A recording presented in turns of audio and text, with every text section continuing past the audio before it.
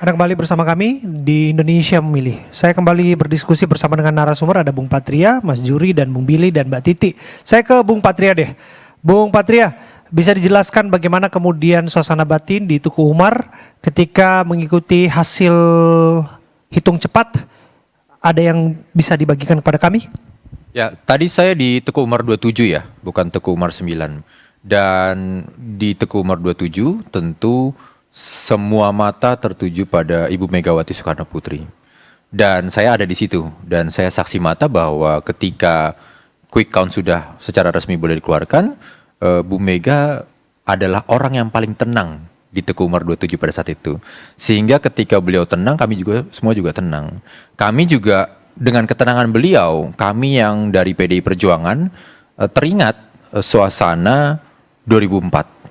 Teringat suasana 2009, teringat suasana 2014, dan teringat suasana 2019. Pada saat itu ada yang di Kebagusan, ada yang di Teku Umar juga segala macam. Jadi dalam artian bahwa kami tetap tenang. Makanya Pak Arsyad tadi bilang seperti itu. Kami tetap tenang. Tunggu dulu, Anda bilang teringat 2004, 2009, 2014, 2019. Padahal kondisi politiknya itu berbeda loh sesungguhnya. Betul. 2004, 2009 posisinya oposisi. Dalam artian 2014, 2019 pemenang.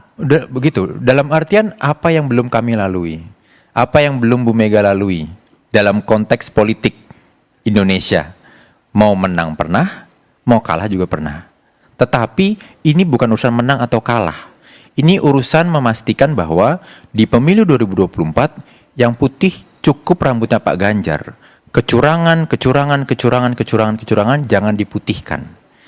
Makanya tadi saya sampaikan bahwa KPU sebagai penyelenggara pemilu ini tugasnya berat. Apalagi Bawaslu. Oh, kecurangan apa yang Anda maksud untuk diputihkan? Tadi seperti yang diputar di TV tadi kan, ada seperti kecurangan itu kan. Kalau hutang itu kan diputihkan, dihilangkan. Nah, kecurangan ini jangan diputihkan. Ini harus dijelaskan benar-benar karena every vote matters. Setiap suara, bahkan bukan hanya suara yang tercermin dalam tinta ungu ini saja. Suara dari kampus itu juga suara loh. Itu juga suara rakyat. Bukan pada saat pencoblosan, tetapi itu juga suara rakyat yang harus didengarkan. Okay. Jadi jangan sampai bahwa hasil pemilu 2024 ini nanti lebih sibuk pembenaran daripada penjelasannya. Mas Juri, komentar Anda?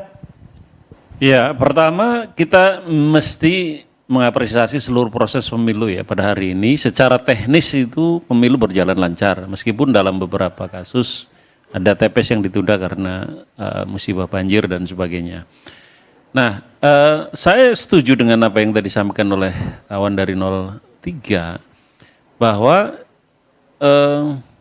di banyak tempat beberapa hal perlu diklarifikasi, misalnya tuduhan kecurangan. Karena jangan sampai tuduhan terhadap kecurangan itu kemudian menjadi amunisi untuk mendiskreditkan pasangan calon atau peserta pemilu yang lain. Karena dalam banyak kasus pula kami merasa di tim 02 misalnya, juga menerima banyak sekali laporan adanya dugaan kecurangan yang merugikan 02. Gitu. Jadi saya atau kami clear bahwa kita harus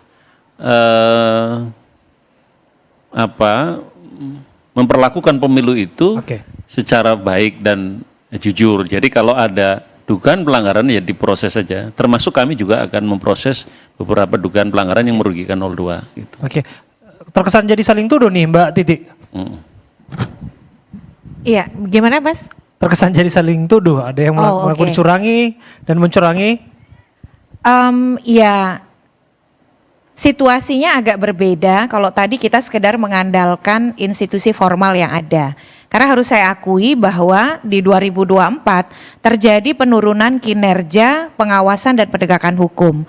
Kita bisa berkaca dari beberapa kasus yang itu tidak mendapatkan penyelesaian yang meyakinkan atau kemudian tidak mendapatkan penyelesaian yang efektif. Contohnya beberapa dugaan misalnya politisasi kepala desa, lalu juga tidak ada penyelesaian yang firm ya Mbak Titi ya? Bukan hanya firm tapi meyakinkan kita bahwa proses itu sudah dilakukan sesuai koridor keadilan pemilu yang memadai begitu.